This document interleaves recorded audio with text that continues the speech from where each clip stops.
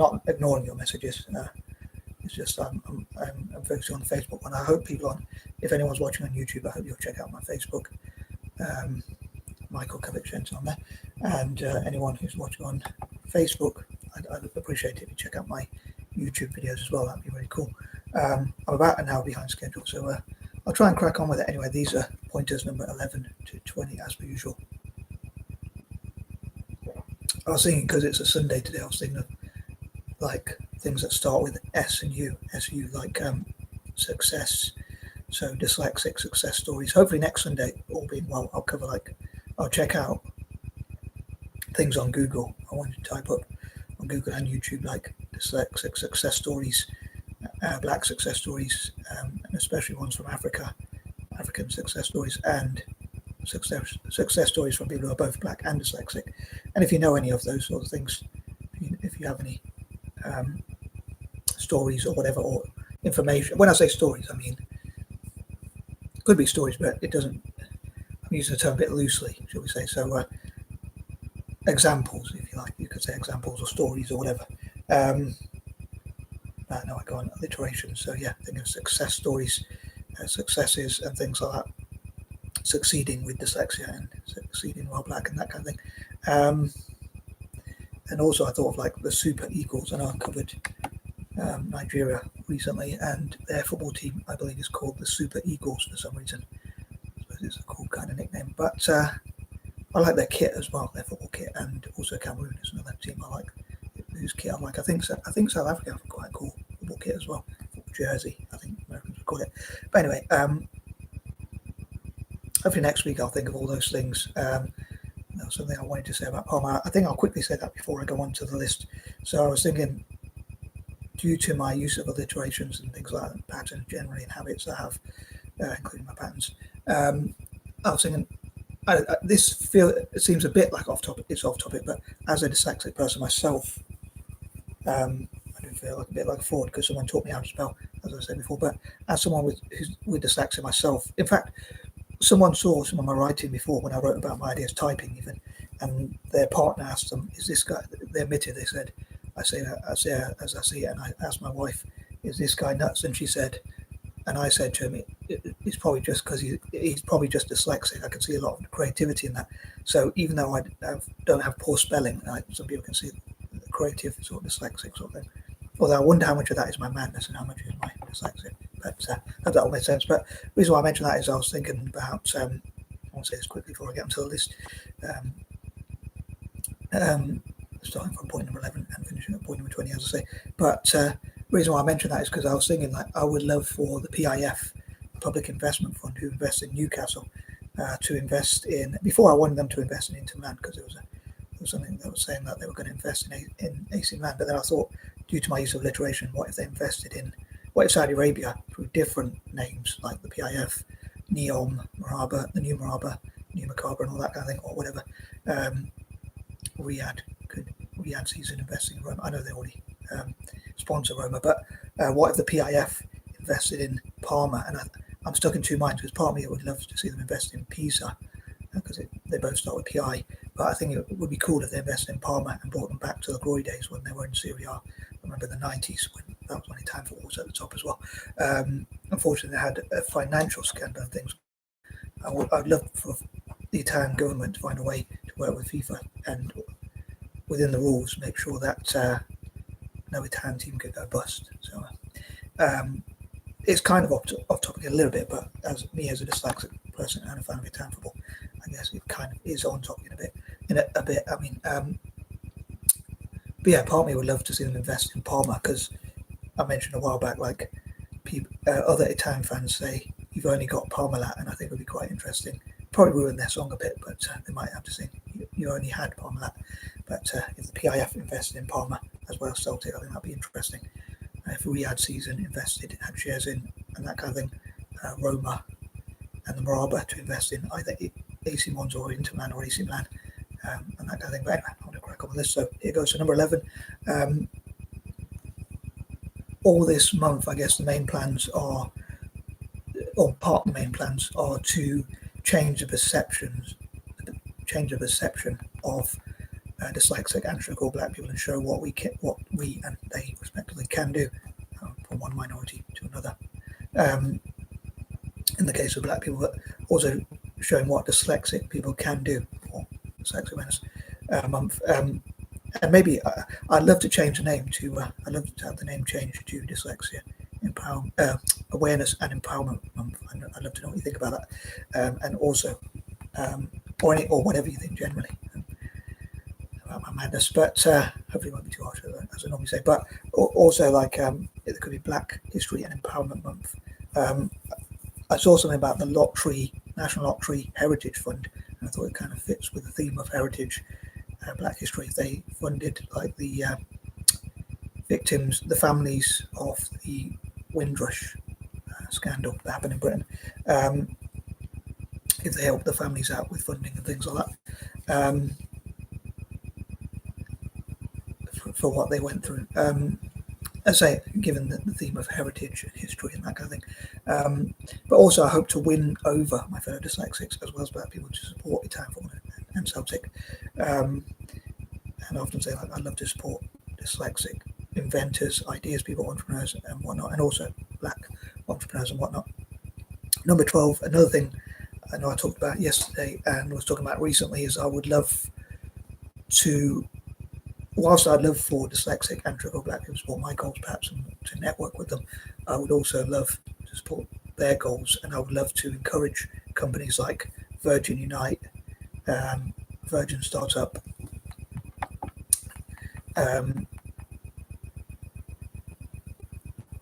and big businesses like IBM, Microsoft and others, Alibaba, Amazon, Apple and whatnot, to invest in black startups and dyslexic startups. So I know I talked recently again about supporting 40 dyslexic startups in all possible nations. That's one of my dreams.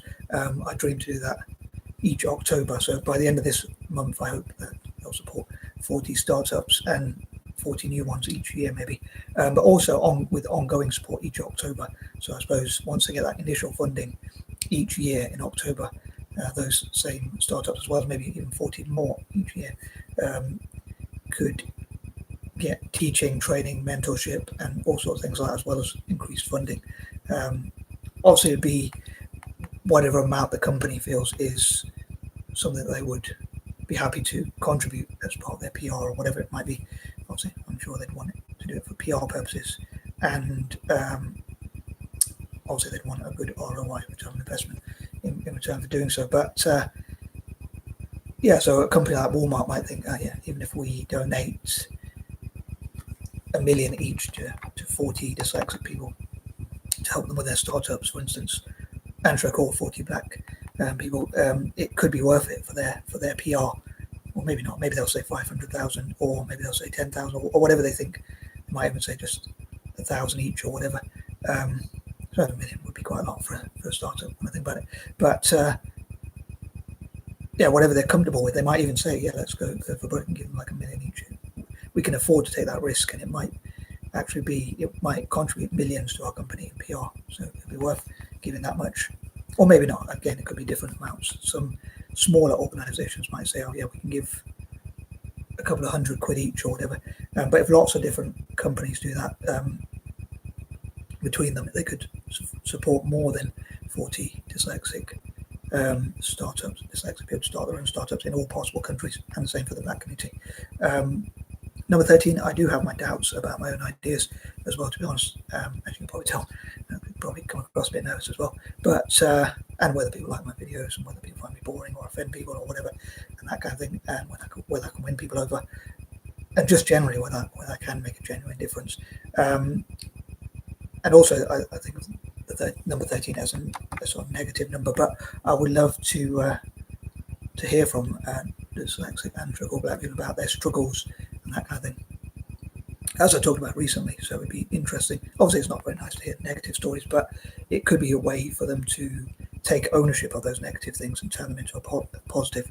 Another thing is Halloween, October being the month of Halloween, I have to mention as well. I'm going to say again, I would love to see dyslexic and triple black people making like Halloween masks, costumes, scary videos, scary short videos, maybe longer videos or whatever, different type of videos on YouTube. Maybe there are movies, short movies, or some might even make proper movies. After things like Halloween and Friday the 13th, the names are quite generic, and I know they're both slasher movies, but I wonder if there could be different movies for Friday the 13th and Trick or Halloween, like based on people's fears and things like that.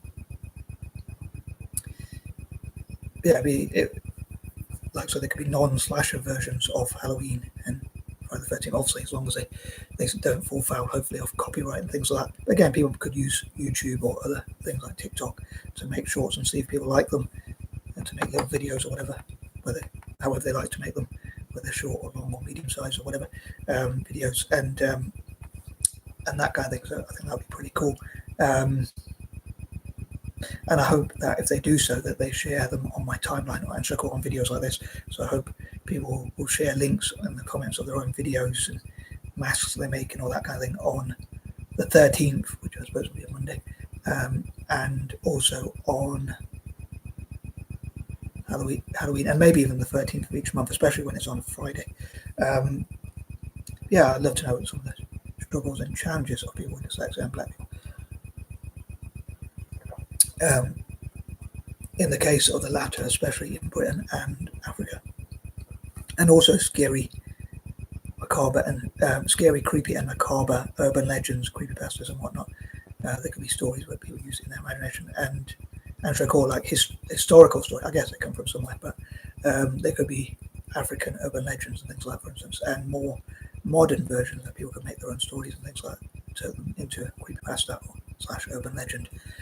As my dad would call it, an urban legend, but nowadays for some reason they call it creepypasta. I can't remember where. I think I read once where that term comes from, but I don't know where people came up with that creepypasta. Can't quite remember. But anywho, also from a selfish point of view, is another one I normally cover for point number 30. I always try to think of different things. That's another thing I always like thinking of different things to cover, to be honest with you. But again, you can probably tell. But I'll say from a selfish point of view, I'd love to see what dyslexic and trick-or black people could contribute to a town football, whether that's funding or playing on the pitch, as I said before, or managing, coaching, offering tactics, drawing diagrams with skills and tactics on them, offering a creative out-the-box thing. I was going to say in point number 11, like thinking outside the box, and that kind of thing. Moving on, number 14, I normally say dyslexic strength is problem solving. And on that note, I'd love to know what you think are some of the weaknesses and strengths of dyslexia or dyslexics in your view as well, and also some of the negative stories, negative things, and also the positive things about the black community, and maybe what sort of things could be changed, like getting more young, similar with dyslexics, I guess, same sort of thing, I guess, getting more young black people out of crime and like more to set up their own businesses. Again, supporting like black-owned startups and things like that could help them to turn their life around and avoid getting involved in like knife crime or gangs or terrorism, violence, law breaking, criminality, militarism, or things like that, and instead get them to focus on more positive and productive things for society, for their own community, and for the wider society, and that kind of thing, to hopefully benefit the world and make it more peaceful. I know it's a bit of a stereotype, but changing those sort of things, and I guess using what racist people say about the black community. I think similar. Again, it feels like almost everything I cover for the dyslexic community could be applied for the black community. So it feels like we have a lot in common, and coincidentally, both Dyslexic Awareness and Black History Month in Britain, at least, is in the same month. But the things that people say about dyslexics, like saying dyslexics are dumb, lazy, thick, slow, or whatever other terms they use, it would be good to show that actually we can run businesses. We don't have to be good academically. We don't have to be good at passing exams necessarily. We can invest together and network together and work together and achieve great things. And I think similar with the black community, they could say we can achieve, and we want to show people who say we're lazy and all these things about us that we want to show we can achieve. But as ever, I'd love to know what you think about each point I raise. Number 15, I know I talked about dyslexic and black ambition, and I hope to help people to achieve their full potential. And once again, I guess from a more selfish point of view, I'd love to encourage dyslexic and cerebral black people to support my 5 causes of benefiting the town football, soccer, calcio football, or whatever you call it. Celtic, libertarianism, people from former colonies, black people support where their ancestral homeland is from, for instance. Dyslexics could support their fellow dyslexics in Africa and things like that, for instance, or in developing nations generally, and tackling poverty and alleviating suffering and that kind of thing. I know I want to focus almost exclusively on empowering dyslexic and cerebral black people, but I have remembered what my friend Larry said. He's only my friend on Facebook, but he seems a good friend. He's normally posting on my Facebook videos, but Larry said that would you post a shout out for the people struggling in Palestine? So it's difficult because I want to focus on dyslexic and black empowerment, but I'd love to know what dyslexic and cerebral black people think about that. And again, it could be different depending on each individual, but maybe dyslexic people could use a creative way of helping people in developing nations and even to cut wars and things like that. I believe we shouldn't join militaries, in my opinion. I know it's a controversial one, but the less people join militaries, the more peace there will be, in my opinion. I mean, we could still do internal security. I think security is important, but instead of going to other nations to fight them, we could monitor and hopefully prevent potential attacks and things like that. We could support airports and travel generally and things like that. And look at things online to prevent radicalization and things like that. But yeah, I don't believe we should join militaries. But I'd love to see a peaceful resolution, and maybe dyslexic and cerebral black people would be part of that. And maybe from the black community, it's best not to take sides. They might say, well, both. I think some black people have said both Jewish and Arabic people have treated us badly in many cases. So I like what Dr. Umar Johnson said. Sorry for those who don't know who he is, but not the biggest fan of his. I do find him a bit melodramatic, and I disagree with a few things he says, and I do find him a bit annoying in some ways, but I do love what he said about the conflict in Israel and Palestine. He said, I am a Pan-Africanist, and if you see my channel, I talk about Pan-Africanism, and he said, I hope that all the, as he put it, Arab babies are safe. And someone else from the channels Go Black to Africa or another channel, I like what he says, and he says, like, I'm dropping some nuggets of wisdom which you can either take or throw or whatever, or take or discard or something like that. But he talked about like how both Arabic and Jewish people enslaved black people, so they might want to stay neutral in this thing, or they might just want to say, oh, we don't want to inflame the situation, we just want to be a part of peace. I think it's a shame when black people join Western militaries and things like that, and especially given what they did to their ancestry and where they can't help their own community. Like, one thing I think of asking, like, POC generally, and again, I want to focus more on the black community, but I'd say there's groups of white supremacists, and if you can't fight those to protect your own community, if you wouldn't go to their area to fight them and shoot those people and bomb those people, why would you go to Iraq and fight them if you're not prepared to fight white supremacists? Or even if you said, like, I wouldn't want to bomb that area because what about the innocent people? Same sort of thing in Iraq or whatever. I hope that makes sense. But yeah, I'd love for us to focus on like supporting each other, like supporting South Africa instead of supporting Western militaries. As POC generally, including black people, of course. Due to apartheid, I'd love for POC to support South Africa, including, as I say, black people, and even my own people, like mixed race people. Yeah, from a selfish point of view, I'd love to encourage dyslexic and cerebral black people to see what they could do for town football and those other things they talk about. Yeah, I'd love to get the opinions of black and cerebral dyslexic people, respectively. Number 16, I'd love for other people to share your views out there.